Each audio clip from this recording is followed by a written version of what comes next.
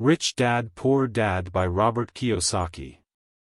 Hello everyone, my name is Eric and in this video we are going to talk about the book Rich Dad Poor Dad by Robert Kiyosaki. This book is a best-selling book on personal finance and has had a significant impact on the way people think about money. It has been translated into more than 50 languages and has sold more than 32 million copies worldwide. Do you feel trapped in your job? Do you want to have more financial freedom? Would you like to build an asset for the future? If you answered yes to any of these questions, then this book is for you. Rich Dad Poor Dad will teach you to think differently about money. It will help you understand how the financial system works and how you can use it to your advantage.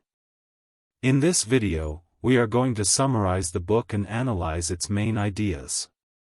Are you ready to start changing your financial life? The book is divided into 4 parts which we summarize below. Part 1, the 4 quadrants of money flow. In a world where money is a fundamental part of our lives, it is important to understand how the flow of money works. In his book Rich Dad Poor Dad, Robert Kiyosaki presents his theory of the 4 quadrants of money flow. This theory divides people into 4 categories based on their source of income. Employee, works for a salary and receives a salary. Self-employed, you work on your own and get paid for your services. Freelance, build a business that generates passive income. Investor, invests your money in income-generating assets.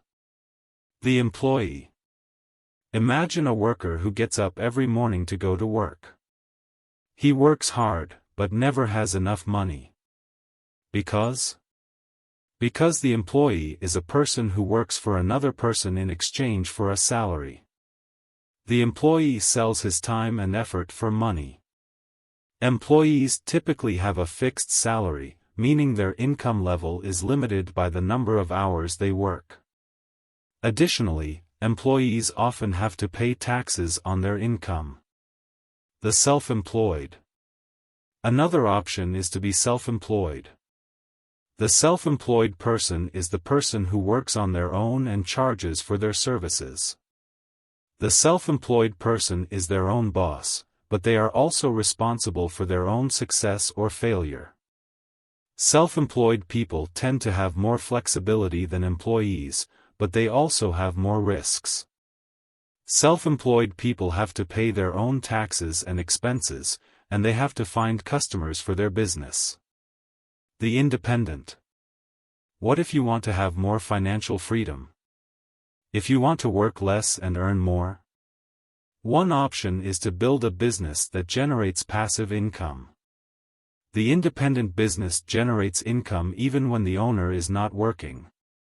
Independent businesses are typically companies that sell products or services that can be sold over and over again. Freelance businesses can be very profitable, but they also require a lot of work and dedication to create. The investor.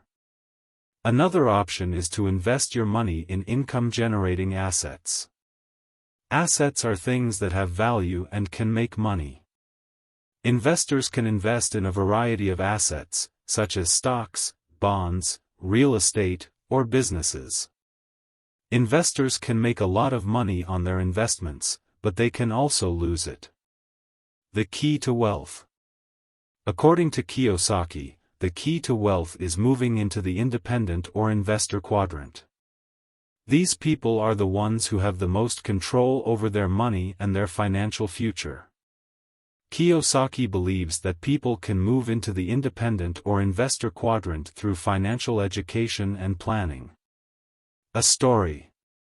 To illustrate his theory, Kiyosaki tells the story of 2 friends, Robert and Mike. Robert is the son of an employee and Mike is the son of an investor. Robert and Mike grow up with different ideas about money. Robert believes that money is limited and that you have to work hard for it. Mike believes that money is abundant and can be created over time. As they grow up, Robert and Mike follow different paths. Robert becomes an employee and works hard to earn money. Mike becomes an investor and begins to build an estate. Over the years, Robert and Mike find themselves in different financial situations. Robert works hard, but never has enough money. Mike becomes rich and has financial freedom. Questions for the viewer. What quadrant of money flow are you in now? What can you do to move to a more favorable quadrant? What prevents you from moving to a more favorable quadrant? These questions can help you reflect on your own financial situation and take steps to improve it. Are you ready to start changing your financial life? Part 2: The difference between assets and liabilities. Once we understand the 4 quadrants of money flow, it is important to understand the difference between assets and liabilities. Assets. Assets are things that have value and can make money. Assets can be tangible, such as real estate or stocks, or intangible, such as knowledge or skills. Passives. Liabilities are things that cost money. Liabilities can be tangible, like cars or houses, or intangible, like debt. The difference. The difference between assets and liabilities is that assets make money, while liabilities cost money. The importance of difference. The difference between assets and liabilities is fundamental to wealth. People who have more assets than liabilities are those who have the most wealth. The story of Robert and Mike.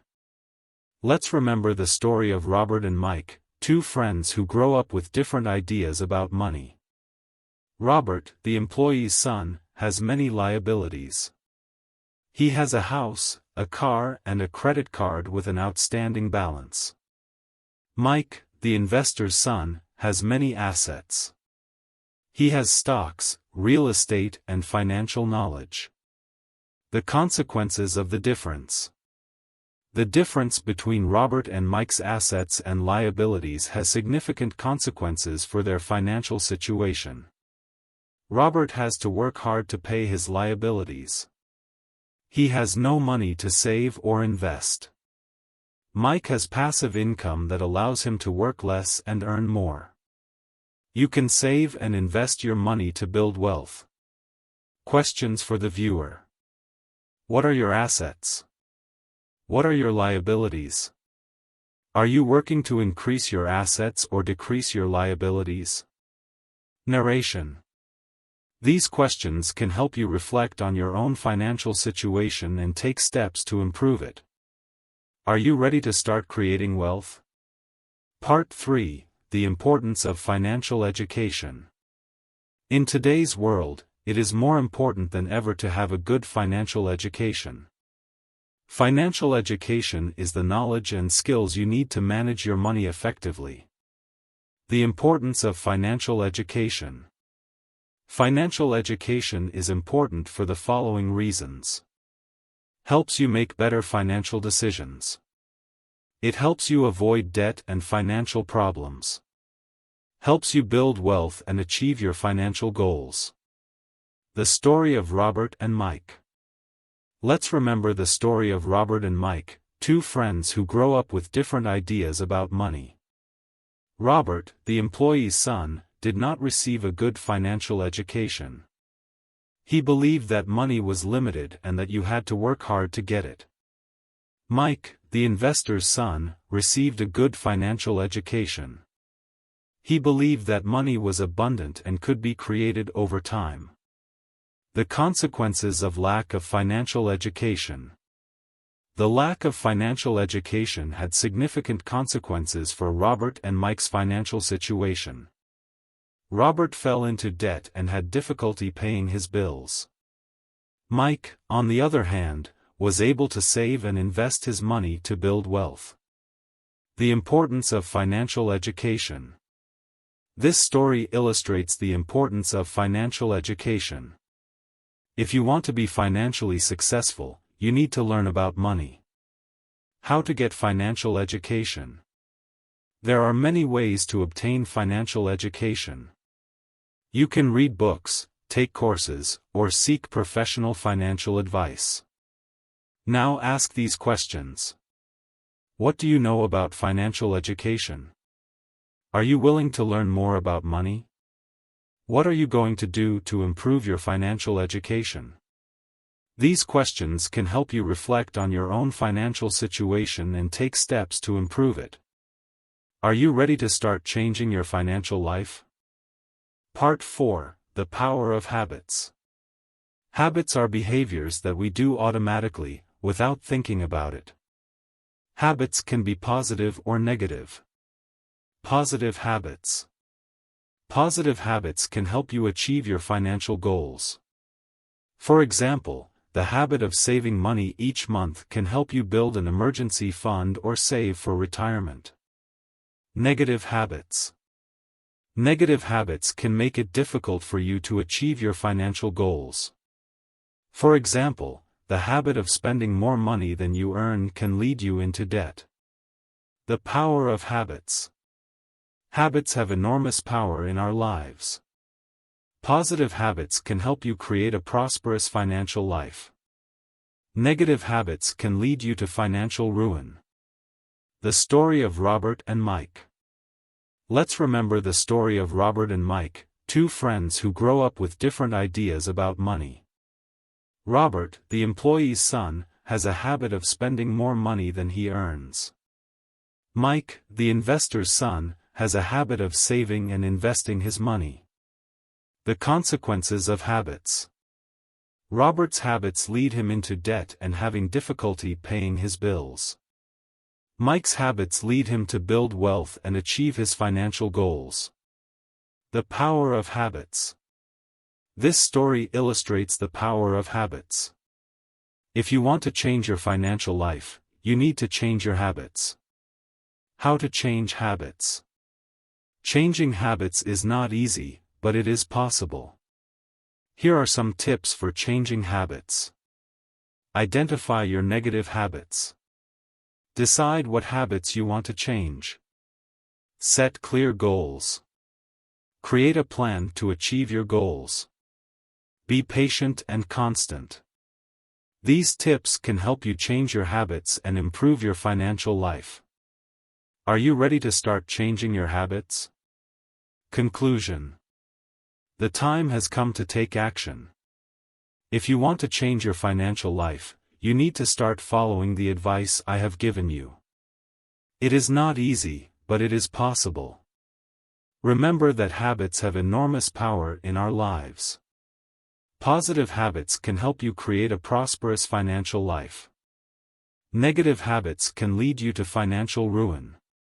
So, identify your negative habits, decide which habits you want to change, set clear goals, create a plan to achieve your goals and be patient and consistent. Don't be discouraged if you don't see immediate results. Changing habits takes time and effort. But if you are committed, you will achieve it. Thanks for watching until the end. I hope this video has helped you understand the importance of the 4 quadrants of money flow, the difference between assets and liabilities, the importance of financial education and the power of habits. If you liked the video, don't forget to click like, subscribe to our channel, Magnetic Mind, and leave a comment. I wish you all the success on your path to wealth. Final recommendations. In addition to following the advice I have given you, I recommend that you read books and articles about personal finance. Take personal finance courses or workshops. Seek professional financial advice. The more you learn about personal finance, the better equipped you will be to make sound financial decisions and achieve your financial goals. There's a cue. With effort and dedication, you can achieve anything you set your mind to. Of course, you can adapt these tips to your own style and goals. The goal is for your video to be informative and entertaining, and to help people understand the key ideas in the book.